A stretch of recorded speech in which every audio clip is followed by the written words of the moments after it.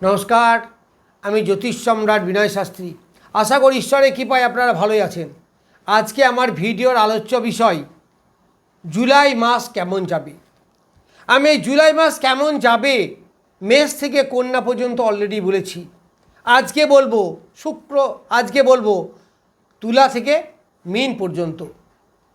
তাহলে এই জুলাই মাসের 1 তারিখের গ্রহ সন্নিবেশ, বৃষ রাশিতে আছে মঙ্গল, মিথুন আছে রবি, কর্কট আছে বৃহস্পতি এবং বুধ।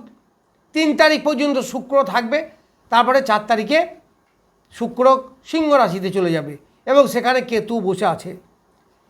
তারপরে কন্যা, তুলা, বৃশ্চিক, ধনু, মকরে কোনো গ্রহ নেই, কুম্ভে আছে রাহু এবং মীনে আছে গ্রহরাজ শনিদেব। তাহলে এই গ্রহ সন্নিবেশ অনুসারে আপনাদের জুলাই মাস কেমন যাবে।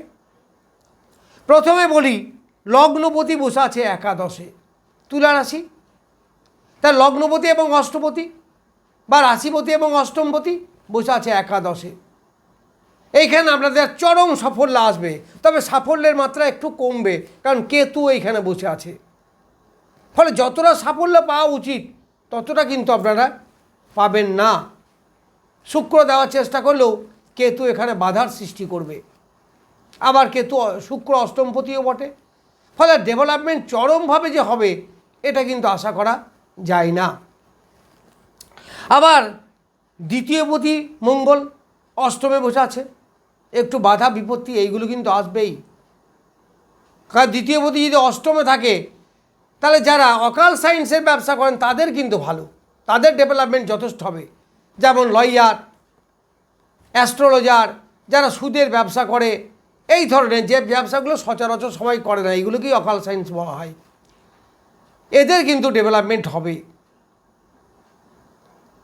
এইবার এই তুলার হিসাপেক্ষে রাজ্যকারী গ্রহ হচ্ছে শনিদেব, ষষ্ঠে বসে আছে। তাহলে পরিশ্রম কিন্তু বাড়বে, যে কাজই করুন না কেন আপনার পরিশ্রম এই সময়ে বাড়বে। তার সঙ্গে সঙ্গে উপার্জনও বাড়বে, তবে সহজে কিন্তু ইনকাম হবে না, আপনার ব্যবসায় প্রচণ্ড পরিশ্রম করতে হবে। আবার এই ষষ্ঠে শনিদেব বসে থাকার জন্য দাম্পত্য জীবনেও কিছু কিছু সমস্যা দেখা দেবে, কারণ সপ্তমপতি অষ্টমে বসে আছে। ফলে দাম্পত্য জীবনে একটু সমস্যা দেখা দেবে। ফলে এই তুলা রাশি বা লগ্ন সাপেক্ষে যে খুব ভালো সময় এটা বলতে পারি না, একটু সমস্যা আসবে, কর্মক্ষেত্রেও একটু ডিস্টার্ব থাকবে, একটু সতর্কতা অবলম্বন করবেন। তবে লগ্নপতি বা রাশিপতি যেহেতু একাদশ আছে, এটা কিন্তু খুব পজিটিভ জায়গা, খুব ভালো জায়গা। অর্থ উপার্জন আসবে, তবে প্রচুর পরিশ্রমের মাধ্যমে। এইবার আমি বলবো বৃশ্চিক রাশি বা লগ্ন। বৃশ্চিক রাশি লগ্নপতি বা রাশিপতি সপ্তমে বসে আছে মঙ্গল, বৃষ রাশিতে লগ্নে দৃষ্টি দিচ্ছে, এটা খুব ভালো, বেশ ভালো। তারপরে দ্বিতীয়পতি পঞ্চমপতি ভাগ্যস্থান নবমে বসে আছে। ফলে ভাগ্যের একটা উন্নতি, অর্থের ডেভেলপমেন্ট, সন্তানের ডেভেলপমেন্ট, প্রেম প্রীতির ব্যাপারে একটা শুভ সংকেত। যারা স্টুডেন্ট হায়ার এডুকেশনে বিশেষভাবে আছেন তাদের এডুকেশনে ডেভেলপমেন্ট হবে। যারা মাস্টার্স বা পিএইচডি এই সমস্ত লেভেল আছে তাদের ব্যাপকভাবে উন্নতি হবে। আবার এইখানে বুধ এবং বৃহস্পতি জ্ঞান বিদ্যা বুদ্ধি যোগ, ফলে স্টুডেন্টদের কিন্তু দারুণ ভালো সময়, বেশ ভালো সময়। তবে পঞ্চমে বসে শনিদেব, এখানে প্রেম প্রীতির ব্যাপারে কিন্তু একটু ডিস্টার্ব দেখা দেবে। কিছু কিছু প্রেমে আঘাত, প্রেমে ব্রেকআপ হয়ে যাওয়া, এইগুলো কর্মক্ষেত্রে একটু কম বেশি ঝামেলা ঝঞ্ঝাট, এইগুলো কিন্তু দেখা দেবে। আবার চতুর্থে বসে আছে রাহু এবং দশমে কেতু, ফলে কর্মের জায়গাটা কিন্তু একটু সাবধানে থাকবেন। মানসিক সুখ, মাতৃদেবীর শরীর স্বাস্থ্য নিয়েও কিন্তু একটু টেনশন আছে, এদিকে সতর্কতা অবলম্বন করবেন। মানসিক বিভ্রান্তি, মিসগাইডেড হওয়া, এইগুলো কিন্তু এই সময় হবে, একটু সতর্কতা অবলম্বন করা উচিত বলে আমি মনে করি। আবার দশমপতি অষ্টমে বসে আছে, কর্মে বাধা বিপত্তি এটা কিন্তু দেখা দেবে।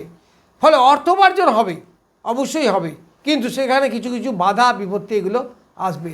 আরও বিস্তারিত আমি যখন পার্টিকুলারলি ওই রাশি বলবো তখন আরও বলবো। এইবার ধনু রাশি, ধনু রাশি বেশ ভালো সময়, কারণ রাশিপতি বা লগ্নপতি তুঙ্গস্থ, দারুণ ডেভেলপমেন্ট, অর্থের দিক থেকে ডেভেলপমেন্ট, শরীর স্বাস্থ্যের দিক থেকে ডেভেলপমেন্ট, বিদ্যা বুদ্ধি অর্জনের ক্ষেত্রে ডেভেলপমেন্ট, বিদ্যায় সাফল্য, জ্ঞান বৃদ্ধি, স্মৃতিশক্তি বৃদ্ধি, এইগুলো পাবেন। তবে পিতার পক্ষে খুব একটা ভালো নয়, পিতার শরীর স্বাস্থ্যের পক্ষে অবশ্যই একটু যত্ন নেবেন, কারণ এখানে তুঙ্গ হলেও সমস্যা হচ্ছে ধনু রাশি বা লগ্নের অষ্টম স্থান, কিন্তু ফলে অষ্টম স্থান হিসাবে একটু বাধা বিপত্তি আসবে, ডেভেলপমেন্ট হবে। এখানে পিতার শরীর স্বাস্থ্যের প্রতি যত্ন নিতে বলেছি, কারণ জায়গাটা হচ্ছে অষ্টম স্থান, তার মানে পিতার দ্বাদশ স্থান, সেইখানে এই সমস্ত গ্রহগুলো বসে আছে, বুধ এবং বৃহস্পতি, ফলে ভালো হবে, অবশ্যই ভালো থাকবেন, কিন্তু ডিস্টার্ব যে একেবারেই হবে না তা নয়। যাই হোক, একটু সতর্কতা অবলম্বন করবেন।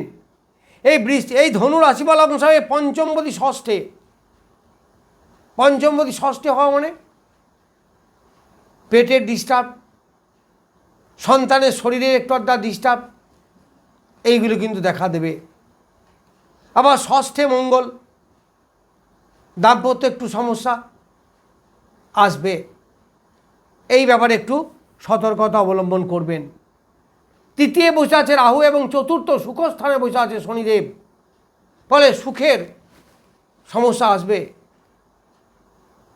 মাতৃদেবীর শরীর স্বাস্থ্য নিয়ে একটু সমস্যা থাকবে, পায়ের দিকে সমস্যা আপনাদের দেখা দেবে, জয়েন্ট পেন হতে পারে। এইবার মকর রাশি, মকর রাশির লগ্নপতি এবং দ্বিতীয়পতি বা রাশিপতি এবং দ্বিতীয়পতি হচ্ছে শনিদেব, তৃতীয় বসে আছে। তৃতীয় শনি ভালো, কিন্তু পরিশ্রম তো বাড়াবে, যোগাযোগ হবে খুব কষ্টের মাধ্যমে। যারা হাতের কাজ করেন ওই মোরাললেস চলবে। তবে পঞ্চমপতি শুক্র এই লগ্নের রাজযোগকারী গ্রহ, মকর রাশির, এই মকর রাশির রাজযোগকারী গ্রহ এখন বসে আছে অষ্টমে। তাহলে রাজযোগকারী গ্রহ যদি বাধা বিপত্তির জায়গায় বা নেগেটিভ হাউসে থাকে তাহলে সমস্যা ক্রিয়েট করবে। খুব যে ডেভেলপমেন্ট হবে তা কিন্তু বলা যায় না, একটু সতর্কতা অবলম্বন করবেন। আবার এই লগ্ন সাপেক্ষে ষষ্ঠপতি এবং নবমপতি বুধ, সেও বসে আছে, নবমপতি বুধ সপ্তমে বসে আছে। তাহলে রাশি বা লগ্নের সপ্তমে বুধ এবং বৃহস্পতি, ব্যবসার জায়গাটা ভালো, দাম্পত্য জীবনে মোরাললেস ভালোই থাকবে, অনেকের বিবাহ যোগ অনুষ্ঠিত হবে এই সময়ে। আবার এই লগ্ন সাপেক্ষে পঞ্চমপতি শুক্র অষ্টমে বসে আছে, আবার এখানে কেতু যুক্ত আছে, ফলে প্রেম প্রীতির ব্যাপারে কিন্তু বেশ সাবধান হওয়া উচিত। সন্তানের শরীর স্বাস্থ্যের ব্যাপারে অবশ্যই নজর দেবেন। নবমপতি সপ্তমে বসে আছে, এটা মোটামুটি ভালো, যারা বয়স্ক লোক আছেন শরীর স্বাস্থ্য মোটামুটি ভালোই যাবে, পিতার শরীর স্বাস্থ্য মোরাললেস ভালোই থাকবে, এই ব্যাপারগুলো ভালো। দ্বিতীয়পতি তৃতীয়, ফলে প্রচণ্ড পরিশ্রম করার পর কিছু উপার্জন আপনার দেখা যাবে, বিরাট উপার্জনের জায়গা কিন্তু বলা যাচ্ছে না, কারণ ষষ্ঠ সপ্তম অষ্টমে বেশিরভাগ গ্রহ। সপ্তমে এটা ভালো, দাম্পত্য জীবনে সুখ শান্তি আসবে, দাম্পত্য জীবন ভালো হবে। এইবার কুম্ভ রাশি, তাহলে রাশিতেই বসে আছে রাহু, আর রাশি বা লগ্নপতি বসে আছে দ্বিতীয়, ফলে একটু টাফ টাইম বলা যেতে পারে। এই কুম্ভ রাশি বা লগ্ন সাপেক্ষে শুক্র বলবান গ্রহ, শুক্র বলবান গ্রহ, সে বসে আছে সপ্তমে। তাহলে শুক্র বলবান মানে চতুর্থপতি এবং নবমপতি রাজযোগকারী গ্রহ, তাহলে মকর রাশি এবং কুম্ভ রাশির মেন গ্রহই হচ্ছে শুক্রদেব, সে সপ্তমে বসে আছে, বেশ ভালো, কিন্তু তবুও একটু ডিস্টার্ব করবে, কেতু বসে আছে এখানে। ফলে ব্যবসায় গোপন শত্রু, দাম্পত্য জীবনে সুখ শান্তি থাকবে, মাঝে মাঝে একটা চাপা টেনশন, ক্ষোভ, মতপার্থক্য, মনোমালিন্য এইগুলো কিন্তু দেখা দেবে। আবার চতুর্থে বসে আছে মঙ্গল। চতুর্থে মঙ্গল থাকার জন্য সুখের একটু ব্যাঘাত ঘটবে। যারা স্টুডেন্ট তাদের পড়াশোনায় অ্যাটেনশন নষ্ট হবে, এই সময় একটু মনোনিবেশ করতে হবে বেশি। আবার এই কুম্ভ রাশি সাপেক্ষে দশমপতি মঙ্গল চতুর্থে বসে দশমে দৃষ্টি দিচ্ছে। আর যারা ডিফেন্স লাইনে ব্যবসা আছেন, চাকরি করেন, বা অ্যাডমিনিস্ট্রেটিভ ডিপার্টমেন্টে চাকরি করেন, বা হার্ডওয়্যার জাতীয় কোনো জিনিসের ব্যবসা করেন, ইটের ব্যবসা করেন, তাদের কিন্তু ডেভেলপ হবে। তাদের ব্যবসা বাণিজ্যের মাধ্যমে যথেষ্ট আয় উপার্জন বৃদ্ধি পাবে। দশমপতি হওয়ায় কর্মে ডেভেলপ কিছুটা থাকবে। তবে এই লগ্ন বা রাশি সাপেক্ষে মঙ্গল তো শুভ গ্রহ নয়, ফলে খুব একটা ডেভেলপমেন্টের কথা বলা যায় না। এবারে এই কুম্ভ রাশি বা লগ্নের ষষ্ঠে বসে আছে বুধ এবং বৃহস্পতি। অনেকের চাকরি হতে পারে, তবে লোন টোন এইগুলো থাকলে তার পরিশোধ হয়ে যাবে, বা পরিশোধ হওয়ার মানসিকতা এই সময় সৃষ্টি হবে। এইবার মীন রাশি, মীন রাশির লগ্নপতি বা রাশিপতি পঞ্চমে বসে আছে, খুব ভালো জিনিস। আবার দেবগুরু বৃহস্পতি তুঙ্গ অবস্থা, ফলে অর্থনৈতিক কাঠামো, এডুকেশনের ডেভেলপমেন্ট, যারা হায়ার এডুকেশন আছেন, সন্তানের ডেভেলপমেন্ট, প্রেম প্রীতির ব্যাপারে সফলতা। দ্বিতীয়পতি তৃতীয় বসে আছে। আবার এই মীন লগ্ন সাপেক্ষে নবমপতি, আবার দ্বিতীয়পতি তৃতীয় স্থানে বসে আছে।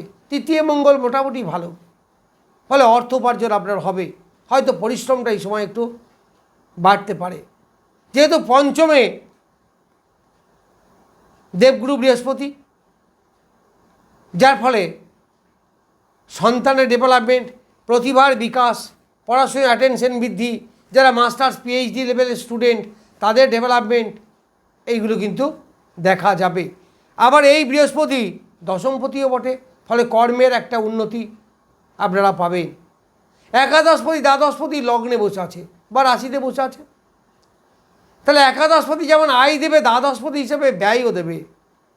ফলে আয় ব্যয়ের একটা সামঞ্জস্য বজায় রাখা কিন্তু খুব মুশকিল হবে। তবে যারা বিদেশে আছেন, বাইরে পড়াশুনো করছেন, বা বাইরে কর্মের জন্য গেছেন, তাদের কিন্তু বেশ ডেভেলপমেন্ট হবে, তাদের পক্ষে বেশ ভালো জায়গা। যাই হোক, আমি 6টা রাশির জুলাই মাস কেমন যাবে সেই সম্বন্ধে কিছু বললাম।